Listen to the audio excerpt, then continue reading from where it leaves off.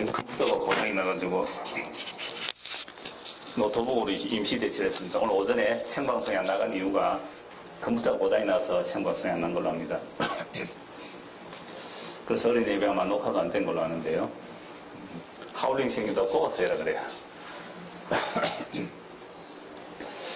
방금 찬양대 찬양한 내용이에요. 우리가 걷는 이 길을 세상 사람들이 어떻게 한다고요?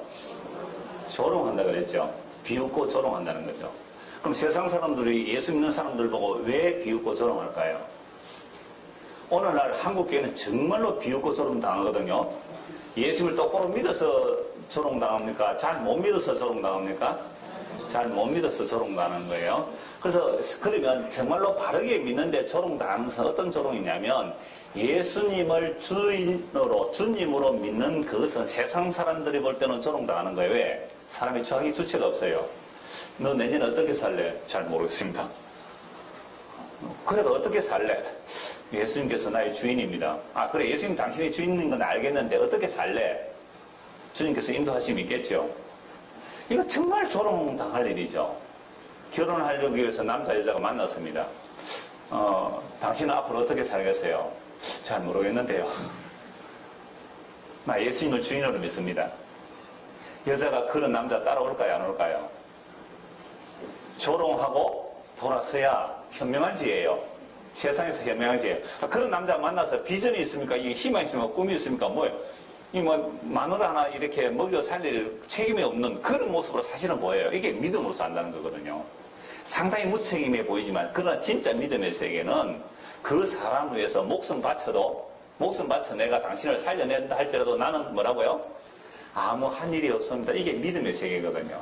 이런 믿음의 세계를 세상은 조롱할 수밖에 없어요. 그래서 지난주 본 말씀 한 번 더 보시죠. 마태복음 17장 22절. 갈릴리에 모일 때에 예수께서 제자들에게 이르시되 인자가 장차 사람들의 손에 넘겨져 죽임을 당하고 제3일에 살아나리라 하시니 제자들이 매우 근심하더라. 그리고 이 말씀이 바로 앞에 단락 또 뒤에 단락 연결되는 중심적인 말씀이라 그랬죠. 앞 단락 뒤 단락만 연결되는 중심적인 말씀이 아니라 모든 성경의 중심이며 우주 만물 창조의 중심이 이 말씀이에요. 예수님께서 고난을 당하시고 십자가에 못 박혀 죽는 것이 하나님의 뜻을 이루는 일이란 이 내용이에요. 그러면 바로 앞에 말씀이 뭐예요? 믿음이 없고 패역한 세대라고요. 그래서 구약에서 하나님께서 계시를 주고 하나님의 능력을 보여주고 표적을 다 보여줬지만 그들은 믿음이 없고 패역한 세대였습니다. 애굽에서 10가지 재앙을 통하여 그들이 어린 양의 피로 구속받아 나왔지만 홍해 바다 앞에서 믿음이 없고 패역한 모습이었어요. 그 10가지 재앙을 보고 홍해 바다 앞에 설 때 믿음이 없고 패역한 세대였단 말이죠. 그래서 하나님께서 홍해 바다를 가르치고 홍해를 건넜습니다. 놀라운 기적을 봤잖아요. 추격한 애국은 다 물에 빠져 죽었습니다. 근데 광야길로 들어서야 3일째 물이 없습니다. 3일 만에 또 원망해요. 아니 그 큰 기적을 보았는데 며칠을 못 간다고요? 3일을 못 가요. 우리는 그 큰 기적의 말씀을 듣고 문 열고 돌아서면 3일도 못 가요. 3분 안에 다 사라진다고 방금 지선 기도했잖아요. 돌아서면 믿음으로 안 사는 우리의 모습. 그래서 이스라엘 백성들이 광야 40년 동안 믿음 없이 살았습니다. 믿음이 없고 패역한 세대. 그러나 하나님의 약속 때문에 약속의 땅에 들어옵니다. 사사시대를 지나고 왕들의 시대를 지냈습니다. 역시 믿음이 없고 패역한 세대였습니다. 그래서 바벨론 포로 잡혀갔습니다. 바벨론 포로에서 돌아왔는데도 역시 믿음이 없고 패역한 세대였습니다. 그래서 친히 하나님이 사람이 되셔서 우리 가운데 오셨습니다. 표적을 보여주고 기적을 보여주고 예수님 누구신 다 보여줬습니다. 믿었습니까? 못 믿었습니까? 못 믿었습니다. 잠시 눈에 안 보이니까 예수님이 산 위에 올라가시니까 믿음이 없고 패역한 세대예요. 그래서 예수님께서 뭐라고 책망하세요? 믿음이 없고 패역한 세대야. 내가 얼마나 너희를 오래 참으려. 얼마나 내가 너희와 함께 있으려 하겠느냐. 그렇게 말씀하신 거예요. 그래서 믿음이 없고 패역한 세대가 스스로 믿음을 가질 수가 없음을 분명하게 보여주시면서 그래서 내가 너희를 위해서 대신 죽는 게 외에는 너희에게 믿음이 들어갈 방법이 없다. 내가 대신 죽고 십자가에 죽었고 그 십자가에 죽었고 하나님의 약속을 다 이루셔서 내가 너희 안에 들어와야 된다. 내가 너희 안에 들어와야 된다. 이게 성령을 보내시겠다는 겁니다. 이게 하나님의 말씀이 살아서 우리 안에 생명으로 들어온 거예요. 그래서 하나님의 말씀이 우리 안에 들어왔다는 말은 예수님이 나의 주인으로 들어온 거죠. 예수님이 내 안에 들어왔기 때문에 이게 믿음이 선물로 주어진 거예요. 그래서 믿음은 은혜의 선물입니다. 그래서 믿음은 절대로 우리가 주체가 될 수가 없어요. 믿음이 주체고 예수님의 믿음이 우리 안에 들어오게 되면 그때부터 이제 믿음의 사람이 되는 거죠. 이걸 예수님께서 믿음의 고 폐역한 세대로 하시고 예수님께서 십자가에 죽으시고 3일 만에 살아나야 할 것을 말씀하신 거예요. 그 다음에 오늘 내용입니다. 성전세에 대한 내용이거든요. 성전세에 대한 내용도 역시 예수님께서 자기 십자가에 죽으심으로 성전세를 완성해낸다는 겁니다. 그래서 오늘 제목이 성전세의 완성이 됩니다. 24절부터 보시죠. 오늘 보면 24절입니다. 가버나움에 이르니 반세계를 받는 자들이 베드로에게 나와 이르되 너의 선생은 반세계를 내지 아니하느냐. 이 반세계는 성전세입니다. 성전세를 받는 사람들이 성전에서만 받는 게 아니라 각 마을로 돌아다니면서 다 이 성전세를 받아요. 우리나라 주민세와 마찬가지. 주민세 올랐더라고요. 얼마 올랐죠? 전에는 5천 했는데 10,000원으로 100% 올랐죠. 와, 주민세 100%. 이 주민세는 부자라고 많이 내고 가난한다고 적게 내고 그렇습니까? 주민세는 다 차등이 있어요. 주민세가? 차등 없죠. 주민세는 부자라도 10,000원, 가난해도 10,000원. 그 주민은 뭐 전부 다 주민세는 다 내야 돼요. 맞지요? 아니까 맞습니까? 우리 교회에서 제일 부자가 누구죠? 물어봐야 되겠는데. 여하튼 주민세를 우리가 일괄적으로 배부하듯이 이스라엘 백성들은 성전세를요, 부자라고 많이 내고 가난하다고 작게 내는 게 아니라 이 주민세처럼 성전세는 모두가 반세계를 내야 되는 거예요. 그래서 성전에 안 오는 사람은 어떻게 해요? 성전세를. 안 올 수도 있잖아요. 그러니까 마을마다 가서, 가버나움이라는 동네에서 마을마다 가서 성전세를 다 거두는 사람이, 그러니까 성전에서 파송되어서 성전세를 받는 거예요. 그러니까 성전세를 받는 사람들이 베드로 보고, 야, 너 그 선생님 아이 성전세 안 냈는데 너 그 선생님은 성전세 안 내나? 이러니까 베드로가 뭐라고 했어요? 당연히 내죠. 베드로가 성전세 내는 사람 아니에요. 그래서 낸다. 낸다. 25절. 이르되 내신다 하고 집에 들어가니 예수님께서 먼저 이러시대. 지금 베드로가 밖에서 성전세 거두는 사람 만나서 집 안으로 들어가는데 예수님은 집 안에 계셨단 말이죠. 근데 베드로가 말하기도 전에 예수님이 뭐 어떻게 하세요? 먼저 말씀하시는 거예요. 놀라운 거 아니에요? 그러니까 예수님은 어떤 분이세요? 주인이세요. 전능하신 주님이세요. 베드로가 지금 예수님께 뭘 말하려고 오는지 아세요. 오늘 여러분들이 예배당에 오실 때에 여러분들이 구할 것을 우리 주님이 아세요? 모르세요? 아신다니까요. 그래서 이방인들이 구할 것은 뭐 하지 말라? 구하지 말라. 너에게 필요가 내가 먼저 안다. 그래서 너희는 먼저 그의 나라와 그의 의를 구하라 그랬지 않습니까? 그러면 베드로가 딱 들어오는데 예수님 먼저 말 아시고 이러시되 시몬아, 네 생각은 어떠하냐? 세상 임금들이 누구에게 관세와 국세를 받느냐? 자기 아들에게냐? 타인에게냐? 옛날 전제구조 시대에 왕의 아들이면 세금을 안 내잖아요. 베드로가 이르되 타인에게입니다. 예수께서 이를 때 그렇다면 아들들은 세를 면하리라. 그러나 우리가 그들이 실족하지 않게 하기 위하여 네가 바다에 가서 낚시를 던져 먼저 오르는 고기를 가져 입을 열면 돈 한 세계를 얻을 것이니 가져다가 나와 너를 위하여 주라 하시니라. 하나님의 아들은 성전세 안 내도 돼요. 그리고 하나님의 아들에 속한 예수님의 그 제자들도 성전세 안 내도 됩니다. 근데 성전세 안 내면 그들로 뭐 할까? 실족 또는 오해할까 싶어서 성전세 내라. 예수님이 십자가 지실 때까지는 예수 율법 다 지켰습니다. 뜻과 의미에서 율법을 지켰단 말이에요. 안식일을 일했다. 안식을 어겼다 아니에요. 예수님께서 안식을 일하신 것은 참된 안식을 주시는 일이기 때문에 안식을 어긴 게 아니에요. 그러니까 예수님께서 참된 안식을 지키고 계시는데 사람들은 안식을 어겼다고 말하거든요. 그러니까 뜻과 의미를 잊어버리고 그 율법 껍데기에 매여있기 때문에 예수님 보고 안식을 어겼다 그런 거예요. 예수님은 세리와 제도하게 어울리니까 사람들이 뭐라고 욕했어요? 먹기를 탐하고 술을 즐긴다고요. 예수님은 먹고 마실 때에 그들에게 참된 참된 해방을 주고 있어요. 하나님께서 원하시는 금식은, 하나님 원하시는 금식은 갇힌 자를 해방시켜주는 거거든요. 강한 자를 풀어주는 거죠. 갇힌 자를 해방시켜주는 그 참된 금식을 예수님이 하고 계시는데, 사람들은 껍데기에 율법에 묶여있는 사람들은 예수님 보고 먹기를 탐하고 술을 즐기는 자 이렇게 말했단 말이에요. 그러니까 성전세 안 내도 되는데 예수님은 아들이기에 예수님에 속한 자는 또 하나님의 아들들에게 성전세 안 내도 된다는 거죠. 이미 성전은 예수님으로 완성되기 때문에. 그래도 그들로 실족하지 않게 해서 성전세 내라. 근데 성전세 내는 것도 희한하죠. 베드로는 물고기 잡는 전문가 아닙니까? 베드로가 낚시를 던져서 물고기가 탁 처음에 올라오면 그 입을 열면 뭐가 나온다고요? 예, 한 세겔, 물고기가 입에 동전 물고 나온 물고기 됐네요. 그래서 탁 해서 그거 갖다 주라 이랬단 말이에요.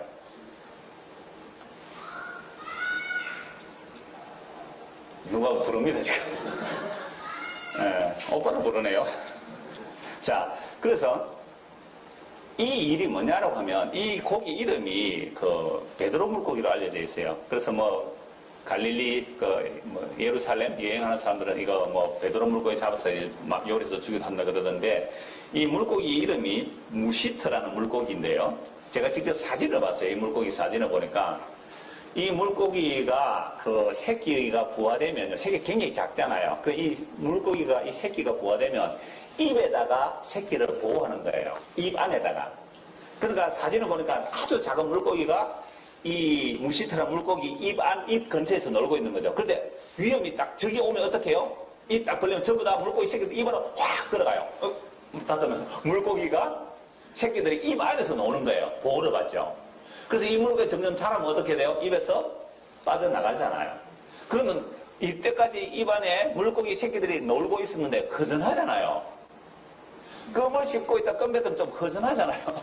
그러니까 이거 뭐 대신 뭔가를 넣는다는 거죠. 그래서 이 물고기가 바다를 이렇게 다니다가 뭐 반짝반짝 거리는 게 있으면 그걸 입으로 물고 입 안에 넣고 있대요. 그게 동전일 수도 있고 뭐 반지 같은 것일 수 있고 그렇게 물고 그래서 그렇게 잡힌 물고기가 있었대요. 그물을 잡아서 물고기를 입을 열어보니까 입 안에 동전 같은 거나 또는 반짝거리는 돌 같은 것들이 입에 물고 있었단 말이죠. 이상한 일이에요? 이상한 일 아니에요? 이상한 일 아니에요. 그런데 또 놀라운 일이 일어나는 것은 그 동전도 은 2개 부른 것도 아니고 은 한 세개, 그러니까 반세겔짜리 2개짜리 은 동전을 거기에 또 하필 누가 은 한 세겔을 흘려야 돼요. 이 반세겔은 어느 정도의 가치냐 하면 어른의 한 3일 품삯이에요. 3일 품삯. 그러니까 일당 10만 원 같으면 30만 원이 반세겔이에요. 제법 크죠. 은으로 된 동전이니까. 한 세겔이면 성인 남자가 6일 일해야 될 만큼은 은이잖아요. 근데 그 사람은 바다 타고 뭐 고기 잡으러 갔든지 하면 뭐 유람 갔든지 놀다가 어떻게 동전에다가 흘려버렸어요. 배가 흔들거리면서 하필 떨어져야 되고 그 동전은 누가 물어야 돼요? 그 물고기가 물어야 되고 그 물고기가 또 베드로가 낚시 딱 던질 때 다른 낚시는 안 걸리고 베드로 그 낚시에 딱 물어야 돼요. 그래서 올라와야 되고 입에 동전을 물고 있어야 되는 거죠. 이걸 또 뭘 보여주는 거예요? 예수님 누구신지 보여줘요? 천지를 만드신 하나님의 아들이고 물고기조차도 명령하시는 분이에요. 바다를 잠잠케 하시는 분이에요. 바다를 꾸짖으시는 분이에요. 죽은 자를 살리시는 분이에요. 그래서 나는 성전세 안 내도 된다는 것을 보여주시면서 오히려 실족지 않게 성전세 내게 했단 말이죠. 물고기가 뭐 동전이 물고 동하다 신하다 그런 거 아니죠. 그러니까 이 동전 물고기 하나 물고 오는 이것도 정말 주께서 베드로에게 그렇게 일하시고 이렇게 해서 성전세를 내게 하신 거예요. 저도 작년에 원래 연속으로 우리 동문회 1년에 한두 번 모임이 있는데 욕지도에 동문회 한 사람이 있어서 욕지도 여름 끝날 때 그러니까 8월 마지막 주간 월요일 가서 하루 쉬고 오거든요. 그래서 작년에 갔는데요. 욕지도 동문 목사의 교인 중에 의장을 하는 사람이 있어요. 그러니까 바다 위에 이렇게 뭐예요? 띄워놓고 거기에 배 타고 가서 낚시하는 거예요. 거기 가면 고기 못 잡는 사람이 없어요. 거의 다 고기를 잡거든요. 유일하게 저 혼자 한 마리도 못 잡았습니다. 우리 집사람도 다 잡았어요. 제 혼자 못 잡았어요. 뭐라고 온지 아세요? 우리가 사람을 낚는 어부가 돼야지. 물고기를 잡으면 그거 또 가고 싶어서 안 된다고. 그러고 유한호서 말씀가마는. 이 베드로가 낚시를 던졌을 때에 처음 걸려오는 그 물고기 입속에 한 세겔이 걸려 있어야 되는 이런 이야기들도 사실은 뭐 기적이 일어났다 그 차원이 아니라 예수님이 누구세요? 천지를 만드신 주임을 보여주는 거죠. 근데 어떻게 주님이 섬김을 받으신 거고 높임을 찬송을 받으셔야 될 분이 그 성전에 가서 모형과 그림자 성전에 성전세 내야 되겠느냐는 거예요. 그래서 아들은 성전세 안 내도 되는데 오해하지 않기 위해서, 즉 십자가에서 하나님의 약속을 다 이루기까지 성전세를 내도록 하신 거예요. 그런데 성전세 내면서도 예수님 누구시면 이제 보여주셨습니다. 그럼 이 성전세의 기운이 뭔지를 한번 찾아봐야 되는데요. 출애굽기 30장 한번 보십시다. 출애굽기 30장.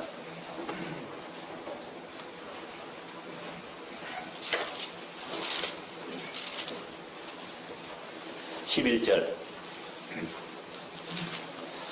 여호와께서 모세에게 말씀하여 이르시되 네가 이스라엘 자손의 수효를 조사할 때에 조사받은 각 사람은 어디서 조사해요? 신명기 보면, 민수기 보면, 백성의 액수를 해왔던 민수기 보면 출애굽한 이스라엘 백성들 숫자를 다 헤아리잖아요. 20세 이상 성인 남자로. 네가 이스라엘 자손의 수요를 조사 63만 몇 명 나옵니다. 수요를 조사할 때에 조사받은 각 사람은 그들을 계수할 때에 자기의 생명의 속전을 여호와께 드릴지니 이는 그것을 계수할 때에 그들 중에 질병이 없게 하려 함이라. 무릇 계수 중에 드는 자마다 성소의 세겔로 반 세겔을 낼지니 한 세겔은 20게라라. 그 반 세겔을 여호와께 드릴지며 계수 중에 드는 모든 자 곧 20살 이상 된 자가 여호와께 드리되 너희의 생명을 대속하기 위하여 여호와께 드릴 때에 부자라고 반 세겔에서 더 내지 말고 가난한 자라고 덜 내지 말지며 너는 이스라엘 자손에게 속전을 취하여 회막 봉사에 서라. 이것이 여호와 앞에서 이스라엘 자손의 기념이 되어서 너희의 생명을 대속하리라. 그러니까 성인 남자 한 사람은 다 반 세겔씩 성전에 내게 함으로, 성막에 내게 함으로 그 속전이, 돈이 속전이 된다는 거죠. 그 왜 이 돈을 내는데 어떻게 생명의 속전이 되느냐, 이런 생각을 가지고 오늘 말씀을 생각해 봐야 됩니다. 그러니까 구약시대에는 성막, 하나님과 만난다고 해서 회막, 미팅하우스, 회막, 만날 회자를 써서 회막, 거룩한 막이라 해서 성막, 그리고 그 성막 안에는 언약궤, 증거궤가 들어있죠. 언약궤는 다른 말 증거궤가 있다고 해서 증거막, 그러니까 성막, 회막, 증거막, 다 같은 말이에요. 그래서 그 증거막을 짓는 그 설계도를 하나님께서 모세에게 알려주시는 장면이 출애굽기 30장이에요. 그러니까 이 앞에 보면 분향할 제단, 그 다음에 번제단, 속죄소, 그 다음에 물두멍, 이런 내용들, 회막기구 만드는 것이 30장, 31장에 다 나오거든요. 근데 그렇게 회막을 만드는 가운데 이스라엘 백성들을 계수하고 그 계수한 사람 한 사람당 반 세겔, 반 세겔은 20게라, 20게라를 오늘식으로 이렇게 환산을 해보면 한 3일 품삯, 어른의 3일 품삯. 그러면 목사님, 어린아이들하고 여자는 어째요? 그럼 그거 못 받아요. 생명의 속전을 드리지도 않는데, 성인 남자만 생명의 속전을 드는데 그럼 어린아이고 여자는 어떻게 돼요? 남자에게 포함된 거예요. 그게 대표 원리라 그래요. 남자에게 속속되는 겁니다. 기분 나빠요, 여자분들?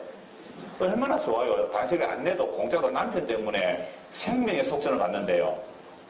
남편은 어디 갔어요, 오늘? 남편이 대신 생명의 속전을 내면 되는 거예요. 그래서 교회는 여자예요. 교회는 여자라고. 항상 여성으로 표현해요, 교회는. 그러니까 남편 대신 예수님이 뭐만 내면 돼요? 생명의 속전을 자신이 내시면 우리는 생명의 속전 내도 돼요? 내야 돼요? 안 내야 돼요? 안 내야 돼야 남편을 인정하는 겁니다. 이게 예수 믿는 겁니다. 근데 구약에서는 그걸 그림자로 보여주는 거죠. 그림자로 성인 남자 20세 이상 모든 남자들은 반세겔, 부자라고 더 내지도 말고 가난하다고 덜 내지도 말고 반세겔은 다 내라. 그것이 생명의 속전이 된다. 왜 생명의 속전이 되는가 하면 성막, 증거막, 회막은 뭐 하는 것이에요? 하나님 앞에 속죄의 제사를 지내는 것이거든요. 그러니까 이 반세겔로는요, 이 63만 명이 넘는 이 사람들의 반세겔 상당 금액이지만 그거 낸다고 해도 그 금액으로는요, 성막 만들지를 못해요. 성막이 아주 일부만 만들 수 있단 말이죠. 그러면 성막을 만들기 위해서 어느 정도로 많은 양이 필요한가? 금과 은과 털실과 가죽과 막 이런 모든 것들이 다 나오는데요. 그러한 그 성막을 만들기 위해서 모세가 예물을 내라고 하죠, 백성들에게. 근데 자원해서 해라고 했습니다. 억지가 아니라.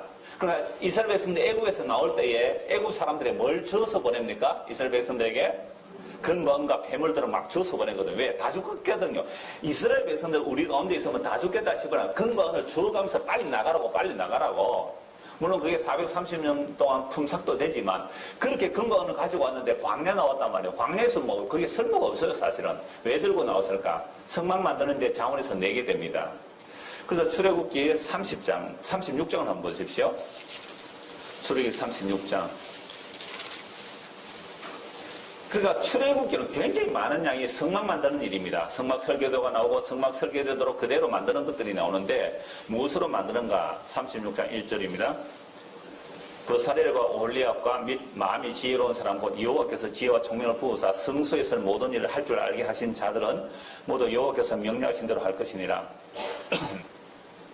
모세가 브사렐과 오홀리압과 및 마음이 지혜로운 사람 곧 그 마음에 여호와께로부터 지혜를 얻고 와서 그 일을 하려고 마음에 원하는 모든 자를 부르매 그들이 이스라엘 자손의 성소의 모든 것을 만들기 위하여 가져온 예물을 모세에게서 받으니라.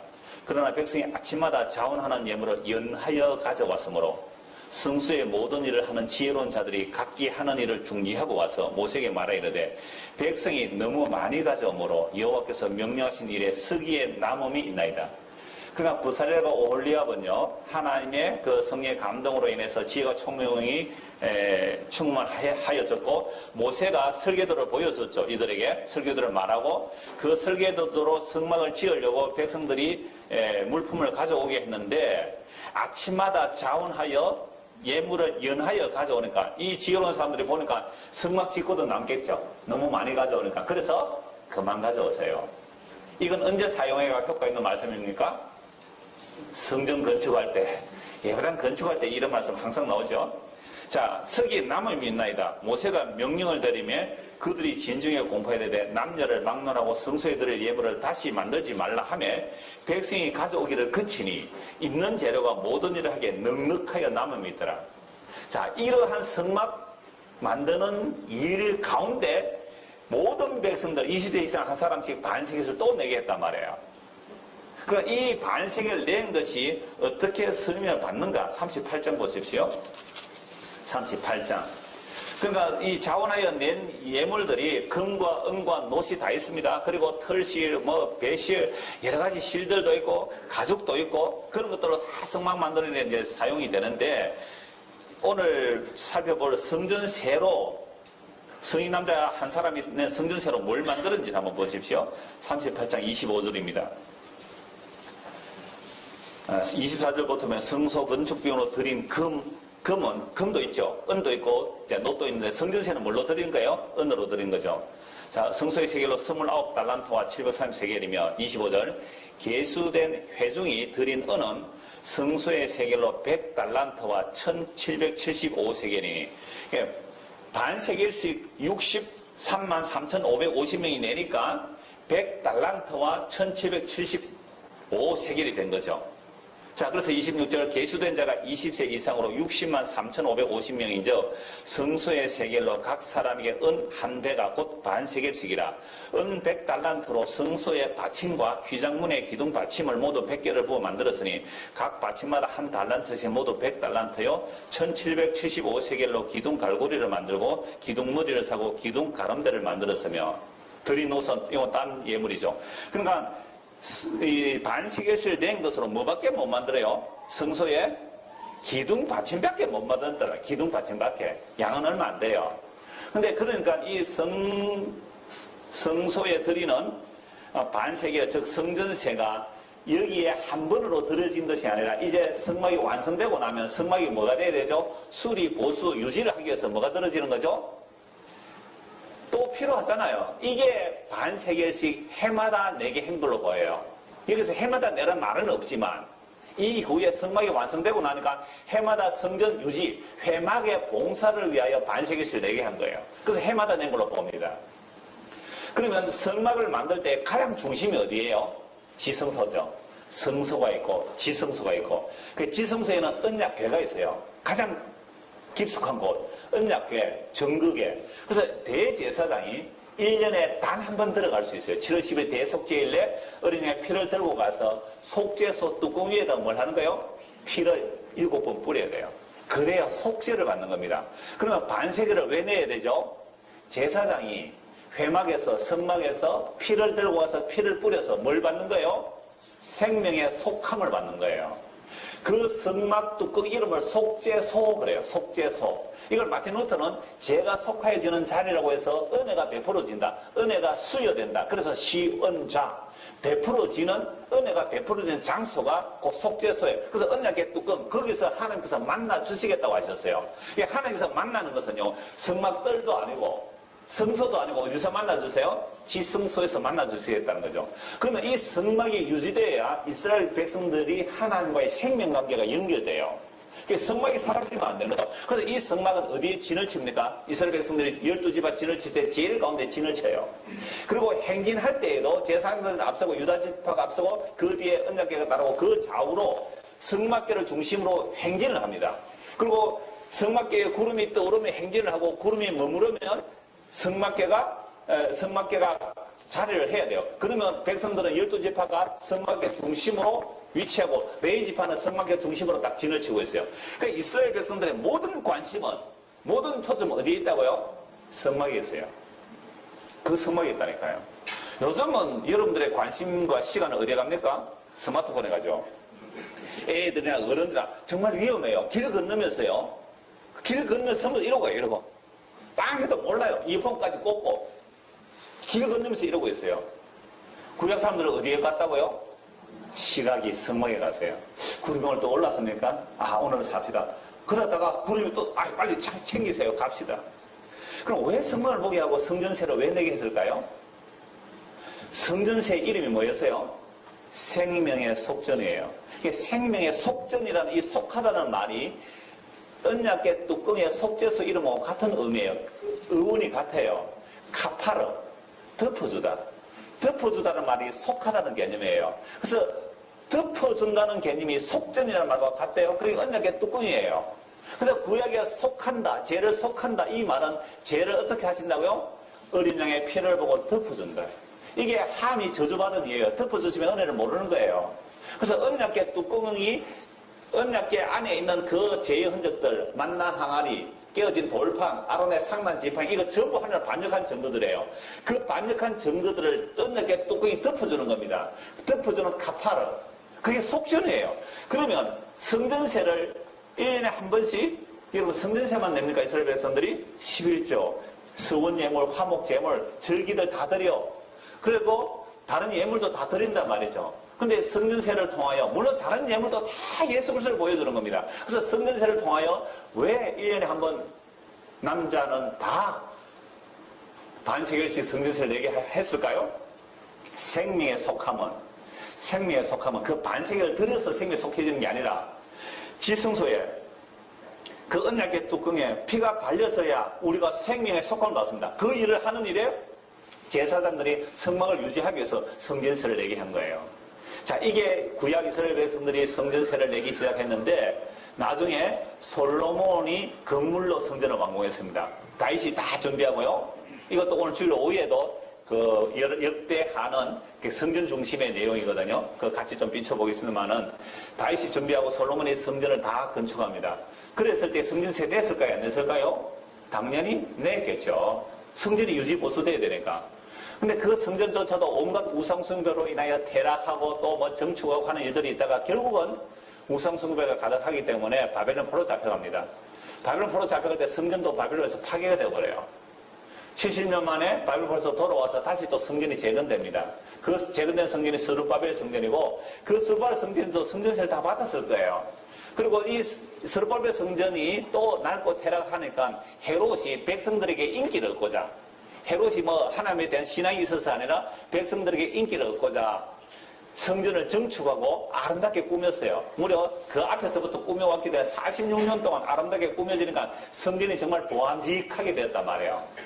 그래서 예수님의 제자들이 예수님께 예수님 이 성전 보세요. 얼마나 멋있어요. 얼마나 아름다워요. 라고 했을 때 예수님 뭐라고 말씀하셨습니까? 이 성전이 돌 위에 돌 하나 남지 않고 다 무너질 때가 있을 것이다 라고 말씀해 버리잖아요. 그래서 예수님께서 이 땅에 오셨을 때 그 헤롯 성전 자체도 예수님께서 무너뜨린다고 말씀하셨어요. 이 성전을 무너뜨리라. 내가 3일 만에 일으키겠다. 이게 예수님을 처형시키는 제목이 되는 겁니다. 마태복음 26장 보십시오. 마태복음 26장.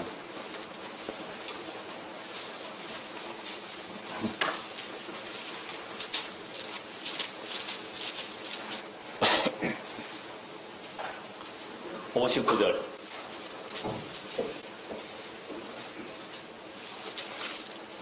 대제사장들과 온 공회가 예수를 죽이려고 그를 칠 거짓 증거를 찾으며 거짓 증인이 많이 왔으나 얻지 못하더니 후에 두 사람이 와서 이르되 이 사람의 말이 내가 함에 성전을 헐고 사흘 동안에 지을 수 있다 하더라 하니 대제사장이 일어서서 예수께 묻되 아무 대답도 없느냐 이 사람들이 너를 치는 증거가 어떠하냐 하되 예수께서 침묵하시거늘 대제사장이 이르시되 내가 너로 살아계신 하나님께 맹세하게 하노니 네가 하나님의 아들 그리스도인지 우리에게 말하라. 예수께서 이르시되 네가 말하였느니라. 그러나 내가 너희에게 이르노니 이후에 인자가 권능을 우편에 앉아 있는 것과 하늘 구름을 타고 오는 것을 너희가 보리라 하시니 이에 대제사장이 자기 옷을 찢으며 이르되 그가 신성모독하는 말을 하였으니 어찌 더 정의를 요구하리요.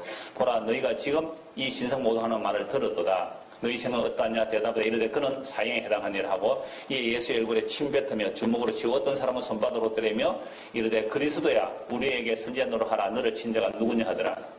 여러분 제사장은 그냥 분노한 거예요. 신성모독이라고. 예수님께서 하늘 건너 우편에 앉아있는 것과 하늘 구름 타고 오리라 이 말을 듣고 제사장이 분노해서 옷을 찢었지만 이게 신성모독이라고 말을 했지만 그러나 재판은 결국 예수를 십자가 못 박아 죽여야 될 재판의 증인은 어떤 자가 증인이 된 겁니까?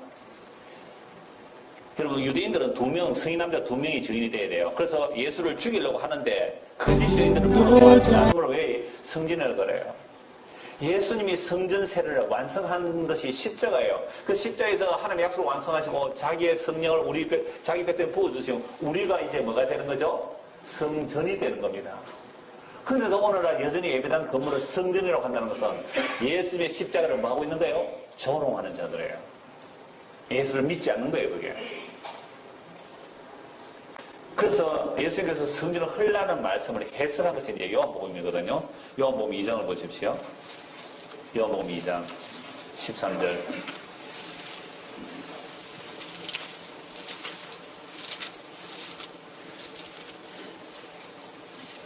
유대인의 유월절이 가까운지라 예수께서 예루살렘에 올라가셨더니 성전 안에서 소와 양과 비둘기 파는 사람들과 돈 바꾸는 사람들이 앉아있는 것을 보시고 노건으로 채찍을 만드사 양이나 소를 다 성전에서 내쫓으시고 돈 바꾸는 사람들의 돈을 쏟으시며 상을 엎으시고. 그래서 저는 이 말씀 보면서 예배당에서 뭐 여전도에 사업한다고 막 참기름 팔고 막 또 추석 때면 온갖 거 다 갖다 팔고 하는 거 그거 절대 하지 못하는 거예요. 여전도에 사업 안 해도 되니까 그런 거 하지 마세요.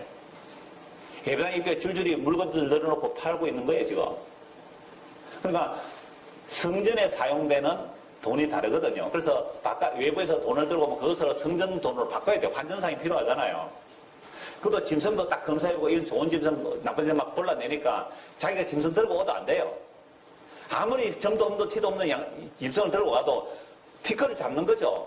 그래서 다른 염소를 바꿔치기면서 비싸게 받잖아요. 제사를 드려야 되고 완전 바가지 쓰는 거예요 지금. 그래서 성전 앞에 장사하는 사람들 완전히 어떻게 예수님께서 노건 채찍 만들어가 양, 소 쫓아내버리고 성전 환전사 돈 상을 완전 엎어버렸어요. 비둘기 파는 사람들이 이랬을 때 이것을 여기서 가져가라. 그래서 비둘기 파는 사람은 왜 안 날려보내고 이거 가져가라 그랬을까요? 어떤 분이 이렇게 해서 가더라고요. 양과 소는요 부자들이 그냥 쫓아내버리고 비둘기는 그냥 가난하니까 들고 가라 그랬대요. 하여튼 비둘기 파는 사람들이 이래 이것을 여기서 가져가라. 내 아버지 집으로 뭐요? 장사하는 집을 만들지 말라. 그래서 교회에서 장사 그거 하지 마세요. 물론 요즘도 안 하지만 혹시 저희도 전화 많이 와요. 여전대 사업으로 이런 뭐 멸치가 있습니다. 뭐가 버섯이 있습니다. 뭐 전화 자주 와요. 그래서 여전대 회장님 전화번호 알려달래요. 왜요? 그러면 여전대 사업을 하기 좋은 물건이 있는데 파시라고. 우리는 그런 거 안 합니다. 그거는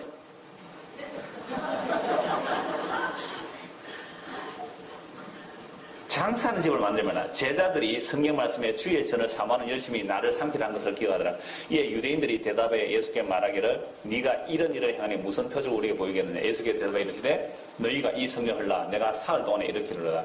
유대인들이 이르되 이 성전은 46년 동안에 지었거늘 네가 3일 동안에 일으키겠느냐 하더라. 그러나 예수는 성전된 자기 육체를 가리켜 말씀하신 거예요. 이거 언제 알았어요? 십자가에 죽으시고 부활하시고 성령이 임하니까 그제서야 성전 건물 헐라 3일을 일으켰다는 게 예수님의 자기 육체가 성전 때문에 알아요. 그래서 예수님의 영이 임하니까 이제 성도가 뭐가 되는 거예요? 성전이 되는 거예요. 여러분 안에 그래서 영이 임하시면 여러분이 성전이에요. 고린도서 3장 16절, 고린도서 6장 19절, 여러분이 성전이란 말이에요.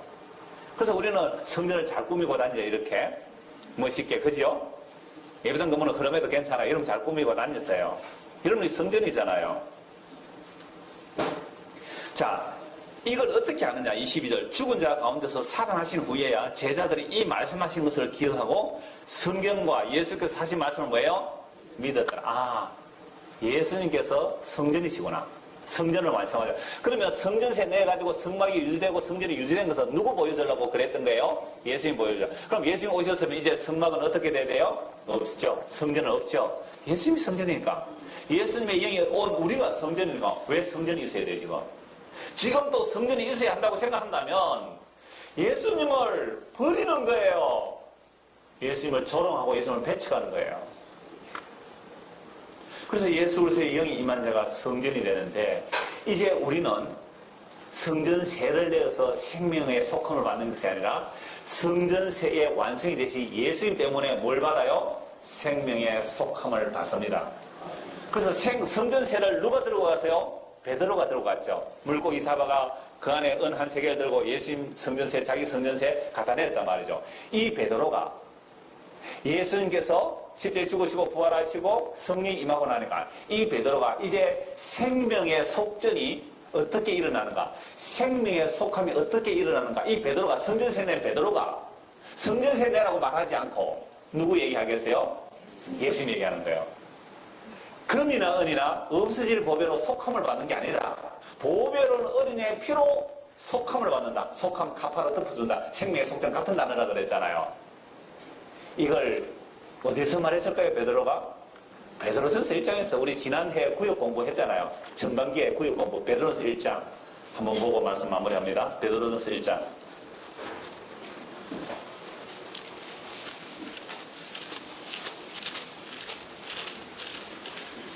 그래서 구역 공부 때 우리가 베드로전서 1장을 다 했고, 이제 9월달부터는 베드로전서 2장에 들어갑니다. 베드로전서 1장 1절. 예수 그리스도의 사도 베드로는 본도 갈라디아 갑보도기아 아시아와 비두니에 흩어진 나그네. 성도는 뭐예요? 흩어진. 왜요? 하늘 본향이기 때문에. 하늘 본향을 하는 나그네이기 때문에. 곧 하나님 아버지의 미리 하심을 따라 성령이 거룩하게 하심으로 하나님 아버지께서 창세전에 그리스도를 택한 자들, 미리 아신 자를 무엇으로 거룩하게 해냅니까? 성령을 보내시고. 성령이 우리에게 오면 우리가 뭐 하게 되는 거죠? 구별되는 겁니다. 어떻게 구별돼요? 생명의 속전이 어떻게 일어나는지, 생명이 어떻게 속해지는지 그걸 알게 되는 게요. 성령이 그렇게 하심으로 순종한다. 예수를 믿었단 말이죠. 하나님 미리 아신 자에게 성령을 보내시면 성령이 우리를 구별해야 되죠. 구별됐다는 말은 뭐예요? 순종해요. 뭘요? 예수님을 믿는단 말이에요. 뭐 하기 위해서 미리 하시고, 뭐 하기 위해서 성령을 보내시고, 뭐 하기 위해서 예수를 믿게 하셨어요? 예수 그리스도의 피 뿌림을 얻게 하려고. 성막에 들어가서 뭐 한다고요? 피 뿌리는 거잖아요. 예수 그리스도의 피 뿌림이에요. 그래서 성전세로 성막에 유지해서 대제사장의 피 뿌림을 하는 그 피 뿌림이 예수 자신의 피 뿌림이란 말이에요. 짐승의 피가 아니에요. 예수 그리스도의 피 뿌림을 얻기 위하여 우리를 택하셨대요. 여러분, 하나님께서 이름을 택하셨습니다. 뭐 하려고 택하셨어요? 세상에 성공하기 위해서요? 세상에 부자 되기 위해서요? 세상에 잘 먹고 잘 살기 위해서요? 아니요. 하나님의 아들 예수 그리스도 그분의 핏뿌림을 위하여 여러분을 택하셨고 예정하셨고 불을 내셨어요. 그래서 예수를 믿는 자는 그 예수의 핏뿌림을 먹는 거예요. 이것이 생명의 속전에 완성됩니다. 성전의 모든 제도들과 율법과 제사장들과 제사들이 다 예수님의 핏뿌림을 보여주는 그림자들이에요. 이게 2000년 전에 실제로 완성이 됐잖아요. 그럼 오늘 우리는 예수를 믿는 거예요. 근데 왜 구약의 율법의 조문을 지켜야 되는 거예요? 예수를 믿고 나서는 이제 서로 사랑하는 겁니다. 서로 사랑해서 연구하는 거예요. 자기의 생명을 다 바쳐 연구할지라도 내가 한 것이 아니에요. 하나님의 은혜가 헛되지 않았다고 주님의 은혜를 자랑하는 것이 교회라는 말이에요. 이게 그리스도의 몸이죠. 이게 법으로 다스립니까? 그게 예수님의 십자가의 피를 못 오가는 자리예요. 예수님의 십자가를 헛되게 한단 말이에요. 예수님의 피뿌림이 있다면 정말로 우리가 그리스도 안에서 택함을 받고 창세전에 그리스도 택한 자들에게 성령을 보내시고 분리해내셔서 예수를 믿게 하셨는데 그 믿음의 목적이 뭐예요? 예수 그리스도의 피뿌림을. 정말 당신 피뿌림을 원해요? 정말 피뿌림이 우리를 부르신 목적인 줄 아세요? 예수님이 우리를 택하신 이유가 피뿌림을 얻기 위한 것을 아세요? 예, 맞아요. 피는 생명인데 예수의 피가 나에게 뿌려지지 않으면 나는 생명이 없어요. 그러면 나는 지옥 갈 수밖에 없어요. 내가 율법을 완벽하게 지켜도 예수의 피 뿌리면 난 지옥 가요. 내가 세상에서 윤리도 완벽하게 살았다 할지라도 예수의 피 뿌리고 없으면 나는 지옥 갑니다. 그런데 이 사람이 만났어요. 당신도 그래요? 나도 그래요. 세상에 정말 사랑스러워요. 그런 사람 만나면 정말 사랑스러워요. 예수 믿는 사람은 이거 외에 만나지 마세요. 이 얘기 하면 만나지 마세요. 이 얘기하면 만나세요. 더 만나기를 힘쓰세요. 그런 얘기하는 자리에는. 엉뚱한 얘기하는데 만날 이유가 뭐 있어요?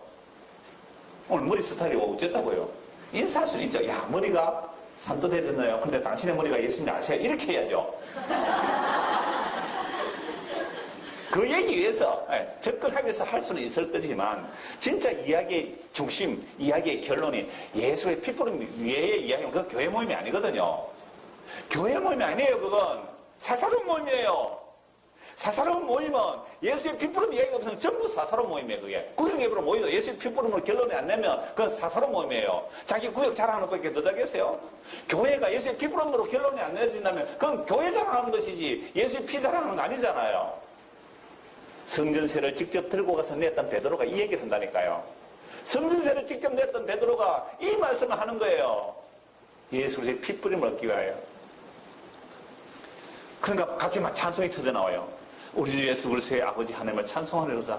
그의 많으신 긍휼대로 예수 그리스도를 죽은 자 가운데서 부활하게 하심으로 말미암아 우리를 거듭나게 하사 산소만 있게 하시며 썩지 않고 더럽지 않고 새하지 아니하는 유업을 있게 하시나니 곧 너희를 위하여 하늘에 간직하신 것이라. 너희는 말세에 나타내기로 예비하신 구원을 얻기 위하여 믿음으로 말미암아 하나님의 능력으로 보호심을 받았느니라. 그러므로 너희가 이제 여러 가지 시험으로 세상에 이 놀라운 은혜, 놀라운 혜택, 놀라운 은혜를 입은 자들에게 시험이 온대요. 왜 시험이 올까요? 왜 여러 가지 시험이 올까요? 썩을 것에서 썩지 아니할 것으로, 더러운 것에서 더럽지 않을 것으로, 낡아지기 위해서 낡아지지 아니할 유업을 얻게 하기 위해서 우리에게 반드시 시험은 필수 코스로 온단 말이에요. 여러 가지 시험으로 말미암아 잠깐 근심하게 되지 않을 수 없으나, 잠깐 한 7, 80년 근심하게 되지 않을 수 없으나 오히려 크게 기뻐하는도다. 영혼에 비춰보십시오. 7, 80년은 잠깐이에요. 밤에 한 경점이에요. 영혼에 비춰보세요. 잠깐이에요. 80년만 참으세요. 잠깐이랄까요? 어제 밤에 지난 한순간이에요. 잠깐이에요. 영혼에 비하면 여러분 우리 역사 6천년의 아담 이후로 6천년에 비춰서 우리 인생 흔적도 없어요. 잠깐이에요. 그러니까 잠깐 동안 분명히 하나님의 택한 백성들인데 예수 그리스도의 피부를 받은 자들인데 왜 시험을 주신다고요? 너 정말로 썩지 않고 낡아지 않고 영원한 생명의 나라가 있다는 것을 알게 하기 위해서 잠깐 환난을 주세요. 그러니까 잠깐 근심하게 되지 않을 수 없으나 오히려 크게 기뻐하더라. 미쳤다, 미쳤어. 세상 사람들이 다 조롱하는 거예요. 세상에 환난을 당했어요. 어떤 사람이 막 기뻐하는 거예요. 제가 금요일 공부할 때 그랬잖아요. 경기도 성경 모임 온 두 사람이 차를 타고 가다가 술 먹은 사람이 중앙선 침범해서 다가간 거예요. 근데 마침 옆으로 좀 꺾어서 중상은 아니고 두 사람이 경상을 입었어요. 그래서 제가 전화했더니 목사님 갈 뻔했는데요. 천국 갈 뻔했는데 아직 살아있습니다. 죽음을 조롱하는 거예요. 천국 갈 뻔했는데 근데 아직 애가 좀 어리고 뭐 이래서 조금 더 뭐 살려준 것 같습니다. 제가 그 모임에서 그 얘기했거든요. 오늘 우리가 이렇게 온 거 우리 힘으로 올 수 있는 거 아니에요. 우리가 이렇게 돌아가지만 다음 한 달 뒤에 만날 때 못 만날 사람도 있을 수 있어요. 왜? 교통사가 죽을 수도 있잖아요. 진짜 교통사가 나왔어요. 중앙선 침범한 사람은. 오늘 마시고 가다가도 그런 일이 있을 수 있습니다. 그렇기 때문에 지금 이 시간 예수의 피뿌림 안에 사는 것, 이게 뭘 얻은 거예요? 생명 얻었어요. 생명 얻은 거예요. 또 가다 또 전화 목사님 사고 났습니다. 병원 오십시오. 괜찮아요. 그런 것조차도 잠시잖아요. 잠시. 영원한 기쁨. 예수의 피뿌림으로 영원한 생명 얻었습니까? 어차피 다 가는 인생들 아니에요. 어차피 다 늙고 병들고 죽는 인생 아닙니까? 잠깐이에요. 잠깐. 영원한 생명이 정말로 주어졌다면 괜찮아요. 다 가져가. 나 그런 거 필요 안 해요. 근데 이게 우리 힘으로 잘 돼야 안 돼요. 안 되니까 뭘 주신다고요? 시험, 테스트, 훈련, 트라이얼. 정금같이 나오리라. 나를 연단 후에 정금같이 나오리라. 세상에 썩어질 것을 추구하는 그것들을 뽑아내는 일은 환란 외에는 없어요. 시험 외에는 없단 말이에요. 그러니까 나 성도 맞잖아요. 기뻐하세요. 7절 보세요. 너희 믿음의 확실함은, 불로 연단해보면 알겠죠. 우리 믿음이 확실한지 가짜인지. 너희 믿음의 확실함은 불로 연단해도 없어질 금보다 덕이하여 예수 그리스도께서 나타나실 때에 칭찬과 영광과 존귀를 얻게 할 것이니라. 예수를 너희가 보지 못해서나 사랑한도다. 이제도 보지 못하나 믿고 말할 수 없는 영광스러운 즐거움으로 기뻐하니 믿음의 결국 곧 영혼의 구원을 받음이라. 이 구원에 대하여는 너희에게 임할 은혜를 예언하던 선지자들이 영광과 부지런히 살펴서 자기 속에 계신 그리스도의 영이 그 받으실 고난과 구해 받으실 영광을 미리 정하여 성전을 통하여서 그리스도의 영이 임한 모세를 통하여 성전세를 통하여 장차 그리스도가 고난받고 죽으실 것과 다시 살아나실 것을 예언해 놓은 거예요. 어떤 자석자의 상관다. 이 성경 바가 자기를 위한 것이 아니요 너희를 위한 것임이 계시로 알게 되었으니 이것은 하늘로부터 보내신 성령 힘이고 복음을 전하는 자들로 이제 너희에게 알린 것이요 천사들도 살펴보기를 원한 것이라. 천사들도 십자가로 구원할 줄 알았어요? 몰랐어요? 몰랐어요. 성전 세속에 감춰놔서 몰랐어요. 성전 세속에 감춰놨기에 천사들도 몰랐고 마귀도 몰랐어요. 그 성전세를 통하여 예수님께서 십자가에 완성하심으로 자신이 성전이 되시고 그리스도의 영이 임한 자가 성전이 된다는 이 사실을 몰랐기 때문에 예수를 십자가에 못 박아 죽인 거예요. 근데 그것이 자기 백성을 구속하는 길인 줄 어떻게 천사들이 알았을까요? 천사도 몰랐던 일을 지금 우리가 알고 있어요. 이게 성령이 임한, 정말 예수님의 성령이 임한 그들이 이 계시를 통하여 우리가 하나님의 아들됨과 영원한 기업을 잇는 것이 예수의 핏불을 통해 일어났다는 이 사실을 베드로가 성전세 이제 내라고 말 안 하고 예수 믿으라고 말하는 거예요. 우리에게 남겨둔 거예요. 이걸 계시로 13절. 그러므로 너희 마음의 허리를 동이고 근신하여 예수 그리스도가 나타났을 때에 너희에게 가져다 주실 은혜를 온전히 받을지어다. 우리가 은혜로 구원을 받았는데요. 예수님 오시면 또 뭐 주신다고요? 은혜 또 주신대요. 은혜에서 은혜로요. 믿음에서 믿음이에요. 은혜를 또 주신대요. 어떤 은혜일까요? 약속된 그 생명의 완성을 우리는 부분적으로 맛보지만 예수를 다시 오시는 그날에 그 생명의 완성이 어떠함을 정말 은혜로 선물로 계속 주실 거예요. 그래서 너희가 순종하는 자식처럼 전에 알지 못하는 때에 따라서 너희 사욕을 본받지 말고 오직 너희를 부르신 거룩한 이처럼 너희도 모든 행실에 거룩한 자가 되라. 기록되었을 때 내가 거룩하니 너희도 거룩할지어다 하시는, 이걸 가지고 율법적으로 돌아가는 게 아니에요. 예수 그리스도의 핏뿌림 안에 있어 거룩하다 이 말입니다. 외모로 보지 않고 각 사람의 행위대로 심판하시는 너희가 아버지라 부른즉 너희가 나그네로 있을 때 두려움으로 지내라. 우리가 나그네로 있을 때 두려움을 지내라. 너희가 알거니와. 그럼 두려움으로 지내야 할 이유가 뭐예요? 너희가 알거니와 너희 조상이 물려준 헛된 행실에서 대속함, 구속함, 속전 카파러 생명의 속전을 받은 것은 은이나 금같이 없어질 것으로 된 것이 아니에요. 은이나 금, 생명의 속전, 그런 것으로 우리가 속전이 안 된단 말이에요. 오직 흠없고 점없는 어린 양 같은 그리스도의 보배로운 피로 된 것이니라. 그는 창세전부터 미리 알린 바 대신이나 이 말세에 너희를 위하여 나타내신 바 되었으니 감춰두었단 말이에요. 너희는 그를 죽은 자 가운데서 살리시고 영광을 주신 하나님을 그리스도로 말미암아 믿는 자니 너희 믿음과 소망이 하나님께 있게 하셨느니라. 너희가 진리를 순종함으로 너희 영혼을 깨끗하게 하여 거짓이 없이 형제를 사랑에 이르렀으니 마음으로 뜨겁게 서로 사랑하라. 너희가 거듭난 것은 썩어질 시로 된 것이 아니요 썩지 아니할 시로 된 것이니 율법 지킴이나 생명의 속전을 들여서 우리가 거듭나는 것이 아니라 예수님의 십자의 피로 우리가 거듭나게 되는 겁니다. 이렇게 썩지 않을 시로 된 것이니 살아있고 항상 있는 하나님의 말씀으로 되었느니라. 24절 25절 같이 읽읍시다. 그러므로 모든 육체는 풀과 같고 그 모든 영광은 풀의 꽃과 같으니 풀은 마르고 꽃은 떨어지되 오직 주의 말씀은 세세토록 있도다 하였으니 너에게 전한 복음이 곧 이 말씀이니라. 바울 사도가 복음을 전했잖아요. 베드로가 복음을 전했잖아요. 그래서 영이 임하게 되니까 생명의 속전을 얘기하는 것이 아니라 그 생명의 속전을 오신 분이 예수 그리스도입니다. 예수의 핏뿌림으로 우리가 생명의 속함을 받았고 영원한 기업을 잊게 되었습니다. 그런 자들에게는 시험이 오는데 그건 연단해서 불순물을 빠지게 만들고 예수 그리스도 안에서 주어진 하나님의 그 복들이 우리에게 담겨지는 그 역사의 시간들이 우리에게 남아있는 거예요. 그러니까 환란이 오면 그 환란 통하여 내가 의지하는 것들을 빠져나가고 썩지 않고 더럽히지 않을 하늘나라 그 생명이 우리 안에 담겨지는 거예요. 그러니 뭐 하면 돼요? 기뻐하세요.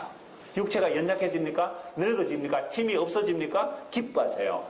약하니까 내 안에 뭐가 담기는 거예요? 영원한 주님의 그 놀라운 일들이, 그 생명들이, 그 은혜와 기업들이 우리 안에 담기는 과정이니까 기뻐하면 되잖아요.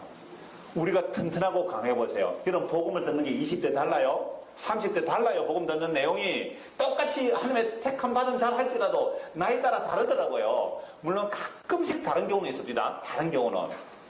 그런 경우에 물론 사역을 위해서 그렇게 미리 하나님께서 해체시켜버리고 예수의 은혜의 생명을 넣어주는 자들은 혹점에서도 나올 수 있는데 우리가 일반적으로 보면 예수님을 은혜를 입었지만 30대 생각이 달라요. 40대가 달라져요. 50대가 달라지고요. 60대 달라져요. 그래서 적어도 생명이 들어왔다면 세월 지나갈수록 그리스도의 은혜가 그 안에 더욱 많이 담겨져야 돼요.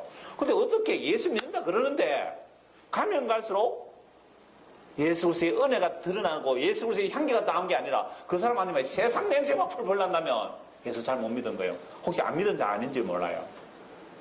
혹 우리 안에 그런 자가 있다면 다시 회개하고 예수 믿으시기 바랍니다. 예수 그리스도의 핏부림이 완성이에요. 성전세의 완성이 예수 그리스도의 핏부림이에요. 그것이 우리의 영원한 생명의 속전이 됩니다. 이 예수님을 믿고 사는 저와 여러분 되기를 소원합니다. 기도하겠습니다. 하나님 아버지, 성전세가 어떻게 예수 그리스도의 핏부림으로 완성됐는지 성전세를 직접 들고 와서 내었던 베드로가 증거하고 있습니다.